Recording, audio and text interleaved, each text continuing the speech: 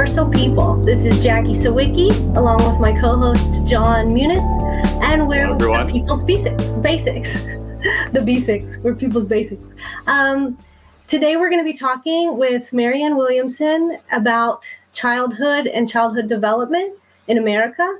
But first, before we start that conversation, and it's going to be a good one, please like, subscribe, share, and leave a comment to appease the algorithm gods. So with that, John, can you please let the people know who we're going to be talking to today and what we're going to be talking about? Of course. So as Jackie told you, we're talking to Marianne Williamson.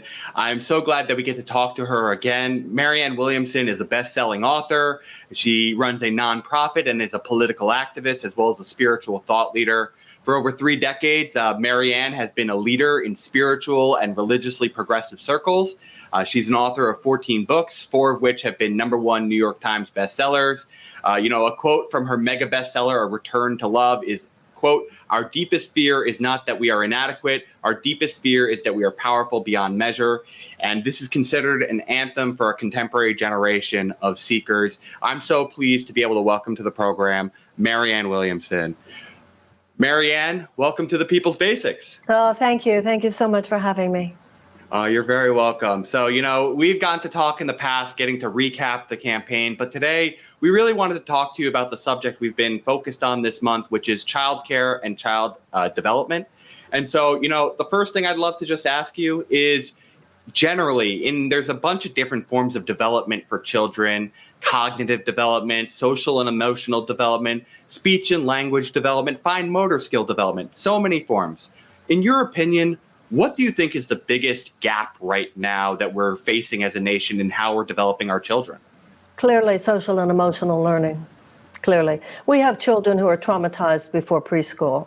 We have children in elementary school throughout the United States put on suicide watch. There's a level of chronic trauma among tens of millions of American children that the current system minimizes to an extent that clearly, in my opinion, we practice collective child neglect. A capitalist system has no particular use for children, and neither does the current political system that is so dominated by money, because children are not old enough to work, so they have no financial leverage. They're not old enough to vote, so they form no political constituency. So both our economic system and our political system, neither of which are truly human-centered at this point, they are not based on humanitarian values, give short shrift to the needs of our children, as well as to our elderly in much the same way. The society ends up paying such a high cost later on every level, in terms of violence, in terms of crime, in terms of mental health issues, in terms of basic societal dysfunction, because of this terrible mistake we make ignoring so many of the needs of our little children, and our older children, for that matter. That's a great lead into the next question that we were going to ask. Children are really dependent on their parents' well-being for their own well-being. And how do you think that we need to be supporting parents in America?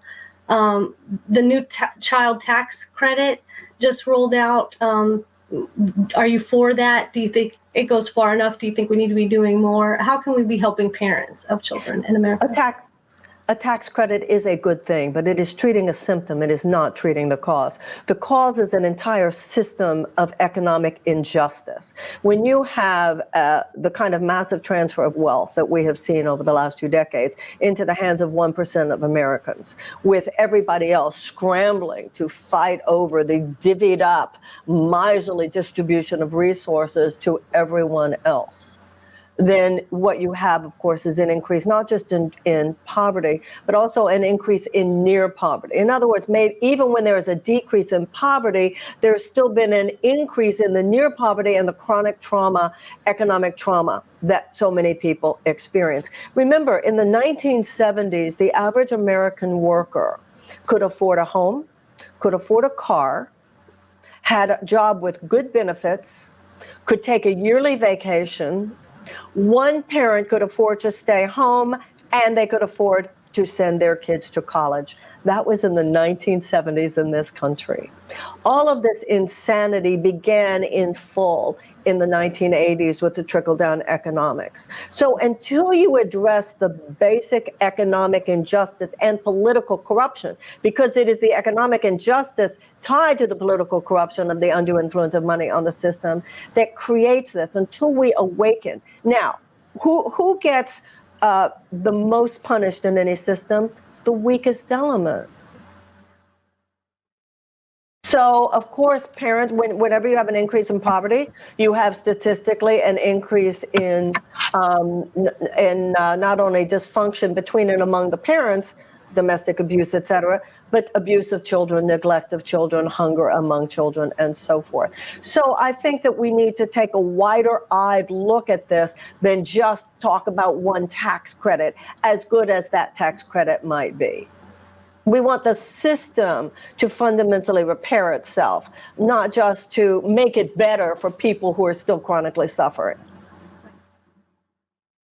So Marianne, to follow up on that, I want to understand, obviously there is a lot of this corruption that needs to be undone, but in the interim, specifically to parents, do you think it's just anything specific to parents, or should it be more universal programs that are just ending general individual suffering? Do you think it should be targeted like this child tax credit is, or do you think it should be more universal to help the parents out?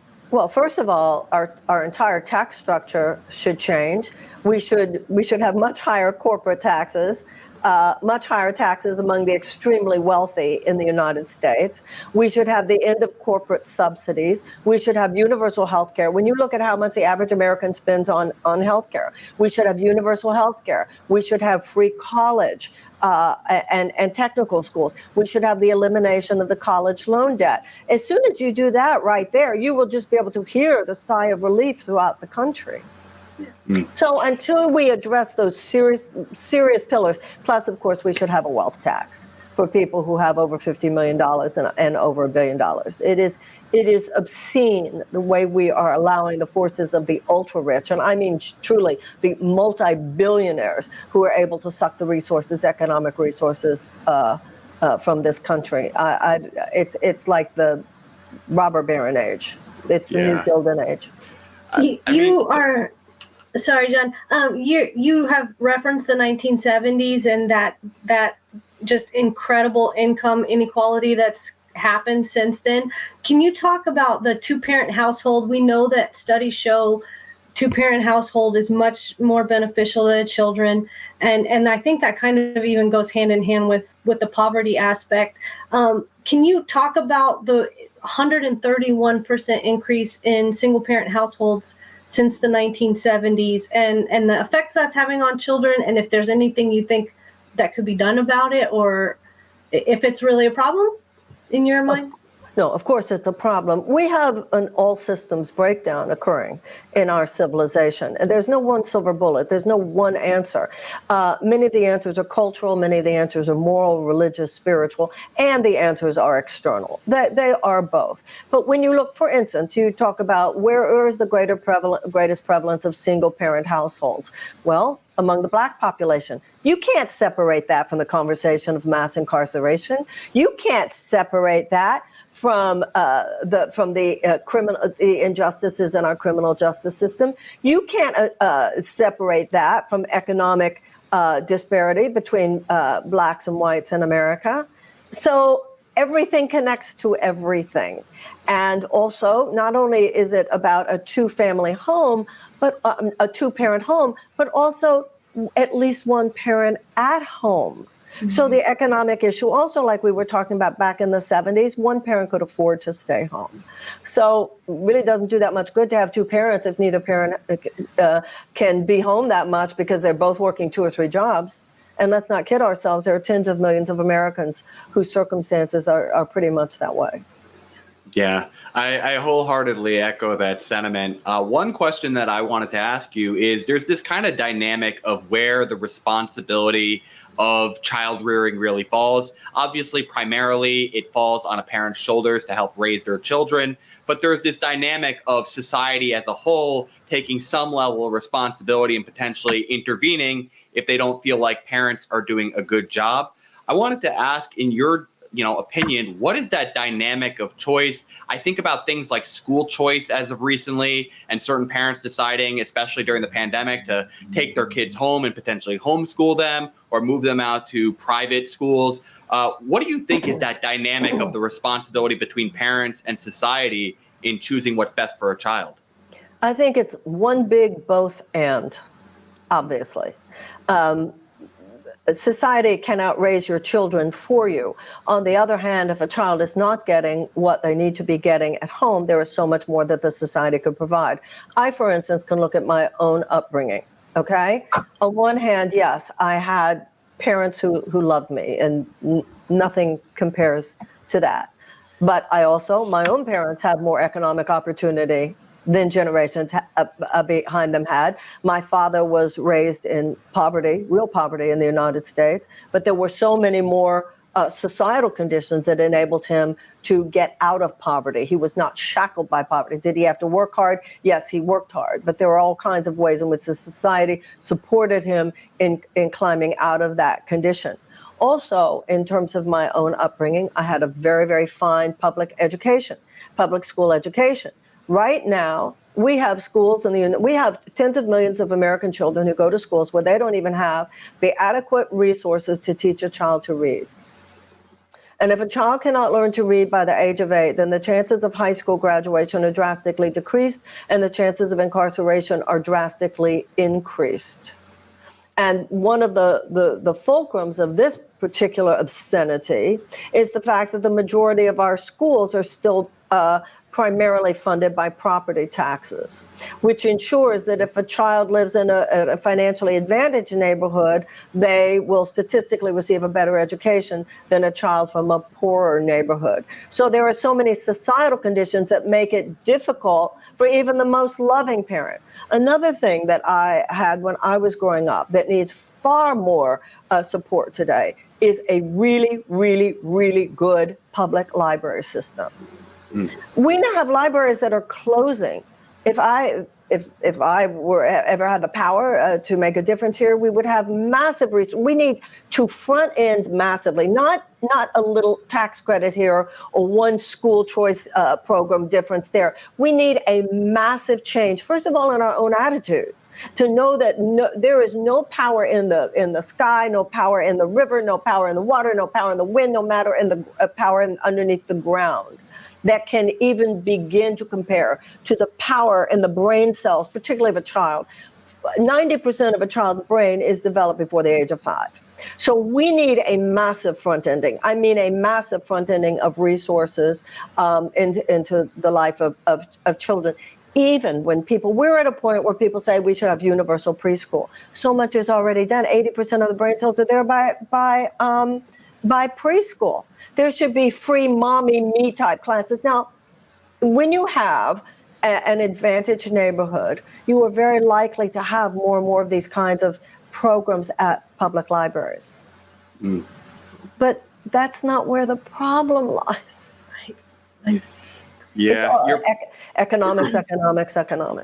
Yeah, for sure. I grew up in a very, very disadvantaged neighborhood, and I was incredibly lucky to have a well-funded library that was my sanctuary, and I credit that library for everything. I mean, it's everything. I would not have survived, literally, probably.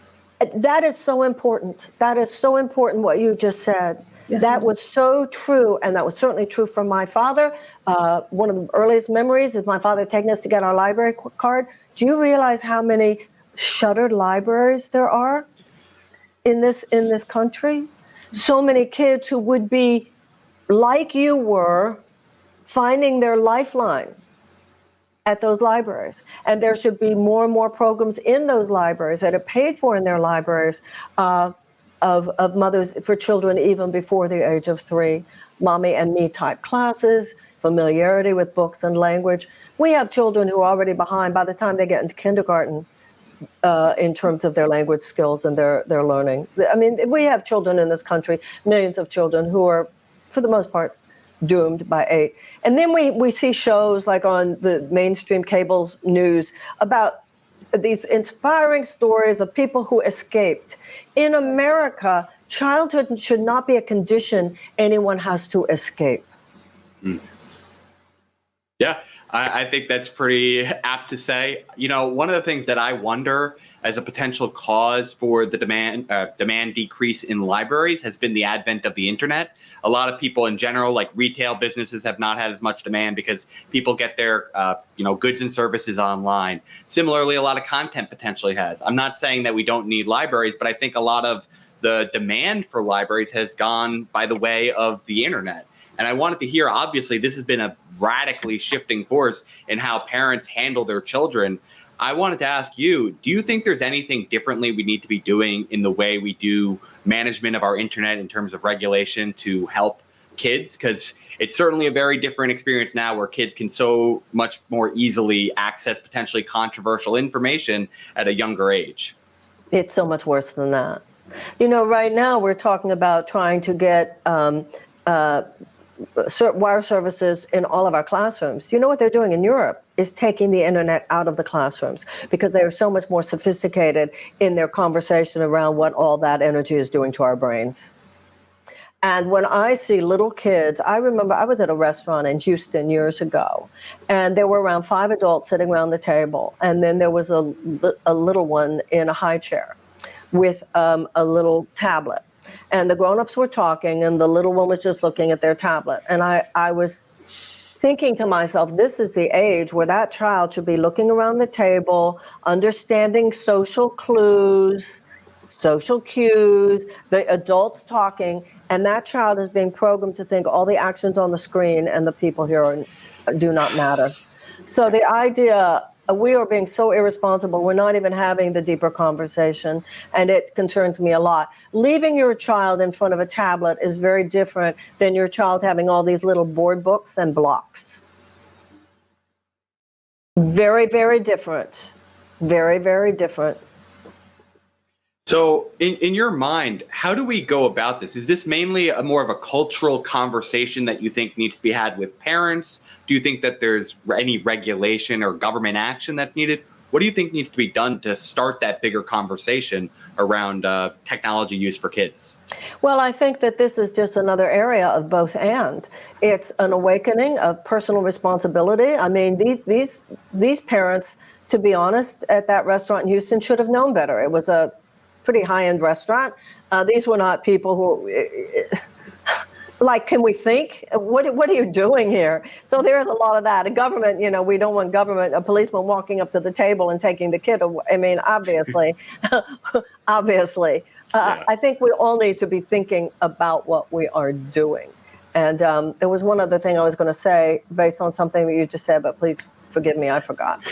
That's quite all right. You know, the next thing I really wanted to focus on is kind of like where the attention has been kind of in the country around issues for kids. Oh, you know, a lot of the. I remember. Oh, you remember your thought? Go ahead, Marianne. Jacinda Ardern, the Prime Minister of New Zealand. You might remember when I was on the debate stage and I made the comment about my first call being to Jacinda Ardern. Why was that? Because she had said that she wanted New Zealand to be the greatest place in the world for a child to grow up. Now, that's how it begins. It begins with a declaration of a national intent. When JFK said, within 10 years, we will land a man on the moon. We need a president who will say within 10 years, every public school in America will be a palace of culture, learning, and the arts. A lot of it has to do with a shift in the thinking of the country. So when I talk about a massive investment, that's, you know, in the United States, not just in the direction of children, but in a lot of things, we waste millions because we're not spending billions. Yeah. You're absolutely right. It comes to the idea that you mentioned beforehand about how we need to be more proactive and invest early because, if we're being this constant reactive cycle, I remember you very clearly saying this on a debate stage too in regards to healthcare, then we're just putting a Band-Aid on, well, yes, with regard to everything, but, then we're going to be just treating the symptom rather than the root cause. Right. We're not going to really support real peace building between the Palestinians and the Israelis, then we'll end up with what we've got. We're not going to take care of the country, of the environment, and then we're going to end up with these terrible storms and these terrible floods.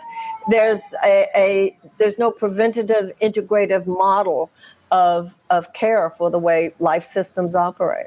Yeah, it feels very surface level and like kind of sweeping it under the rug in a style of practice. And obviously, I think that is a behavior that we are role modeling for kids, that we are being very surface level and putting these issues off. But Marianne, one question I wanted 20th century. Yeah, it is very 20th century. But one question I wanted to ask you, kind of focusing a little bit on current events, one of the big pushes, particularly from the other side of the aisle, in regards to children, has been this recent focus on transgender children. And so I wanted to ask you, in your opinion, I think for a lot of kids, and a lot of adults, we're now kind of going through this learning of understanding this. How do you think we should be addressing this subject with kids? Because frankly, this has been the biggest area where the anti-trans people have been using. They go, what about the children? And so I wanted to ask you, what about the children? How do you think we should be addressing this? Well, we have a situation of the transition in my own family. And I've been very impressed by how my niece has gone through this journey of realizing this about her child, taking her child's situation very seriously, and really enrolling all the family members to join with her in that as her daughter transitions into her son. I think that there is more social sensitivity today in a good way. And it's just one more area where we're awakening. It is what it is. And for whatever reason it is, which no one really knows, it is. That much we do know that it is. And of course, in a society that at least purports to be about inclusion, then we should be doing everything possible to make any citizen of whatever age, of whatever sex or sexuality, feel included in the rights, the opportunities, and the full societal embrace of the civilization in which they live. I think that's well put. I certainly wonder in those cases what children they think they're helping with these things. Because to me, this just seems like torture and putting a target on these kids' back. They're not thinking they're helping children. That's not what's going on there. Not at the deepest level, whether they're conscious of it or not. They have an image of what America should look like. That's really what's going on here. It's mainly white. It's mainly Christian, and this is not all Christianity that's doing this. We know what's going on. It's straight, and they are, certain forces are extremely threatened by the larger multicultural, multi-ethnic, multi-sexual, multi-religious, pluralistic society that is actually the dream of America.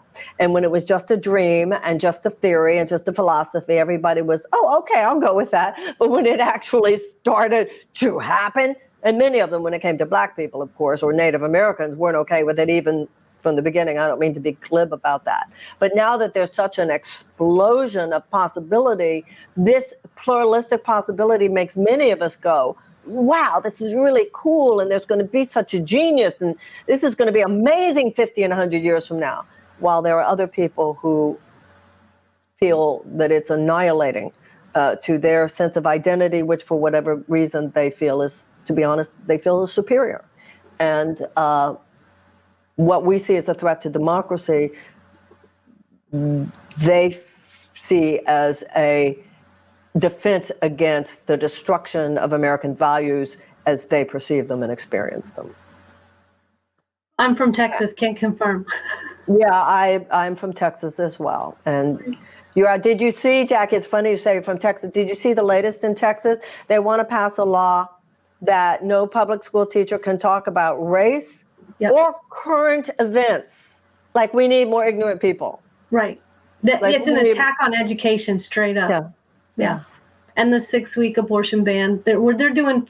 I've been saying for a long time we live in a theocracy down here, and as someone who is not Christian, but who was born and raised in the Southern Baptist Church and had to divorce myself and reprogram and deprogram myself, looking at it now, and things have absolutely gotten better over time.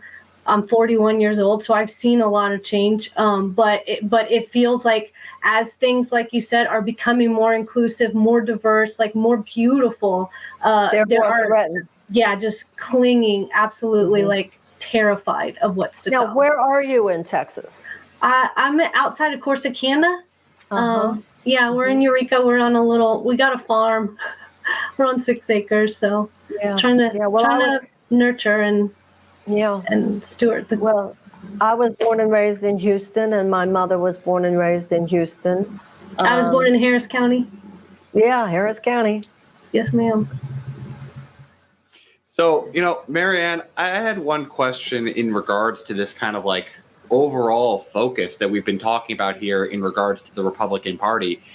Obviously, we mentioned that we don't feel like the measures that the Democrats are going with are, strong enough. We've said the tax credit doesn't go nearly far enough, but we have this Republican threat that's basically, they can't change reality, so they're trying to just erase history, and they're trying to attack these voting. And suppress voting. And so I wanted to ask, in your opinion, we feel like there's this, inaction from the Democrats to just, get rid of things like the filibuster, but it obviously goes beyond the federal level. What do you think we need to be doing when it feels like we're having our fundamental rights and core as a country undermined by these attacks to preserve the white identity, essentially, or the, as you said, the very traditional identity of America? Well, a lot of the things that we're talking about, including the attacks on democracy, the attacks on education, attacks on abortion rights, et cetera, are on the state level. And too many times, progressives only want to show up, or at least anybody on the left, only want to show up for the hot and sexy presidential campaigns. They don't have the state house contests don't have quite the same adrenaline rush. And yet the people on the right have been very smart over the last few years, and it could be argued they've been more psychologically sophisticated. They show up for everything. They show up for the school board election. They show up for the state legislature elections. They show up for the gubernatorial in a big way. And we have got to do more of that. Also on the left, there is, in addition to the circular firing squad, which is out of control, there is also this catch-22.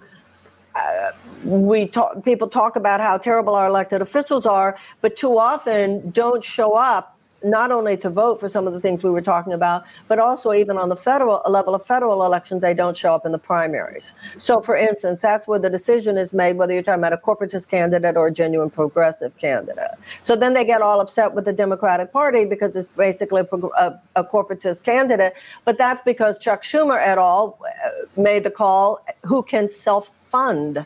Once again, going back to the money. So if we want to help elect progressives, we have to be in there all the time. If corporate lobbyists are talking to our elected representatives basically all day, every day, it's not enough for us to just talk to them and express our voices every 2 years or every 4 years. So we always have to ask ourselves, what am I not giving? Not just what are they not doing? What am I not doing? And I see this even now. We have elections going on next year, and all of us should be busy already. Yeah. And so, Marianne, I was going to say, we are gearing up for that. And so my personal final question that I wanted to ask you is, there's going to be a lot of candidates. And, if we're blessed, there's going to be a couple races where we have multiple good candidates. Doesn't happen always, but we hope that happens more often. So what is your process for trying to figure out if a candidate is right for you to endorse? Obviously, you can't maybe help everyone. If you endorse too many people, then they don't pay attention to each one. What's your process like for determining if you want to endorse a candidate? Well, as I was saying earlier in our conversation, the money, the economic issues is the underlying dynamic that is feeding so much of this dysfunction and suffering. And these basic issues, such as Medicare for all, basic issues like Green New Deal, basic issues like free college, basic issues like cancellation of college loan. So not only serious progressives, but people who have been with the progressive issues on their website from the very beginning. You can see the ones where it was a little bit of a trend, and you can see the ones who were talking about it from the beginning, because one of the things we're seeing in Congress right now, everybody wants to call themselves a progressive. And even some of the more progressive heroes that we've been counting on, they're really good at tweeting, but not as good as we need them to be on actually exerting political power. So I'm looking for people who I think will not only be standing strong for progressive issues, have made it clear from the beginning that we're standing strong for progressive issues, even before it was popular, and have acted in ways that make me think if they get to Washington, they're going to lay it down and they're going to stand on it for real and not just talk. And those are the things that I look for. And like you said, there are some, how wonderful when you see that it's a good candidate versus a good candidate.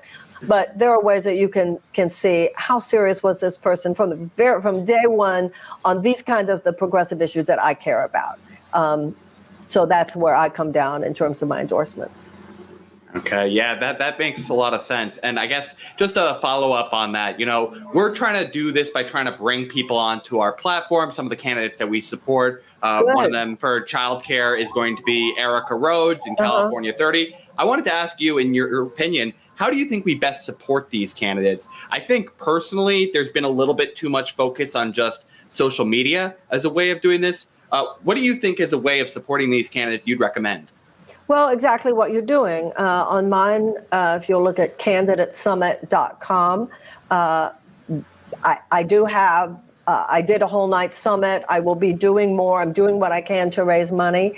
Neither you nor I represent the kind of massive influence that some people carry. Sure. Yeah. But each of us can do what we can. Each of us can do what we can.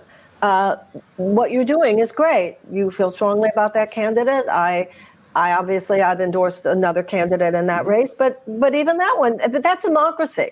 That's not exactly a bad thing. That's a good thing. And let her argue her case on your show, and I'm going to let him argue his case on my show. You know what I mean? Exactly. And it doesn't have to be war. Let's just have the best choices win. Yeah, let's get the good voices out there. Right. That's exactly right. That's exactly right.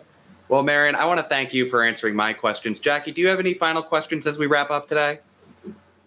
I guess I'll just ask if you have, other than that summit that you just shared with us, is there anything else that you're working on or that you're proud of that you want everybody to know?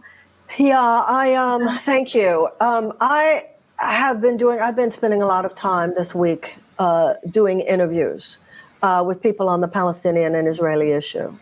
And I will be putting them up. I have an article that came out in Newsweek today that is posted on the Newsweek site. I have it on my Twitter called Israel and Palestine, the Tragedy of Unprocessed Trauma.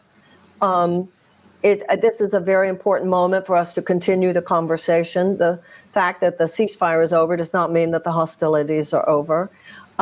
So I hope that people will be looking on my podcast channel, on my social media for those interviews. And if people go to Marianne.com, maybe sign up, they'll know the things that I have unfolding in the future. I'm like you and like so many millions of us. We're all participating as best we can with our own skills, our own resources and abilities as part of a larger impulse of repair and regeneration that is obviously seeking to express itself. And I have faith that in the long run, love's going to win. That's just where I go. Yeah, and Marianne, I really just want to thank you for the way you've been discussing that particular issue. I think there is a lot of absolutism in the conversation, and I think you take a more nuanced approach, and I just wanted to express that I'm thankful that you can take that stand. Thank you very, very much. People's lives are on the line with that conversation, and I appreciate your joining with me in a willingness to look very, very deep and with a real compassion, as well as truth-telling that is necessary. So thank you. Oh, you're quite welcome. Well, Marianne, I want to thank you so much for coming on to our show today and being able to discuss what we need to be doing to help our kids, because they're the future. And so we're thankful for you to share your wisdom and your continued advocacy. All my best. Thank you, guys. Miss Marianne, I want to say thank you very much. You helped me get out of an incredibly awful, and we're going to cut this out, John, abusive, terrible relationship when I was in my younger days. Your writing really, really, really helped me. So I wanted to say thank you. I'm so excited. I got to talk to you. I'm like stunned, but thank you. And I love you. And I can't thank you enough for everything. Thank you. Well, you know, that's what it is, Jackie, isn't it? It's these personal relationships that we go through where we learn so much. Absolutely. And then we, you know, if you've been abused by somebody, you know what abuse is. And then you can look at external abuse, go, that's abuse. I know, because I was abused. Mm-hmm. Yes, ma'am. And that's kind of, you know, what doesn't kill you makes you stronger kind of thing. And I've never been one for just like sitting back and relaxing. So, you know, the system that we're in right now is from top to bottom, left to right, front to back. We are in an abusive system and society. And it starts with the kids and it only, like, if it doesn't get better, it gets worse. So when you are born into these, you know, born into poverty, born into abusive households, if you don't have people that are like helpful and nurturing, which I did. I was very lucky to have some like incredible teachers. That's why education is huge, and the library, all that stuff. Not everybody has those resources or those angels in their life. Like I have had absolute angels that just came out of nowhere to lift me up, and like you're one of them. I don't even know where I got your book from. You know, someone was just like, you should read this. You know, and so we need more of those, and we need it from a very, very young age. Like we talk about the children are our future, but we don't act like it at all. Climate change is a fundamental one. It's like, if you really care about your children's, if you really care about your children's future, then like, what are you doing that's not incredibly devastatingly harmful to the planet? I saw an article yesterday about how in Canada, which I like to think of, except for the pipeline, which we all know about, as more evolved, they're cutting down their old growth forests. I mean, these trees that are so old. I mean, it should be a crime to cut down those trees. Right, yeah. But instead, they're arresting the protesters. Right. They should be arresting the people who are cutting them down. Yeah. Well, we're all in it now. Thank you. Yes, ma'am. Thank you so much. And thank you for telling me that. I appreciate it. Thank you so much. Have a lovely afternoon. Bye, y'all. See you next time. Thank you. A rose by any other name still advocates just as sweet. Rosebuds, the Hill of Roses is no more. We are now the People's Basics. In the coming months, we'll be rolling out a new website, our comic series, and rewards to help support our new startup, media, and technology venture. In the meantime, check out our new podcast, The People's Basics, with hosts Jackie Sawicki and I, Jonathan Munitz, where we'll be breaking down a different societal basic each week with our friends, colleagues, and experts. Join us, and let's get back to the universal basics. Please help us by appeasing the algorithm gods with a like, share, subscribe, and hitting that bell today. Stay basic, my friends.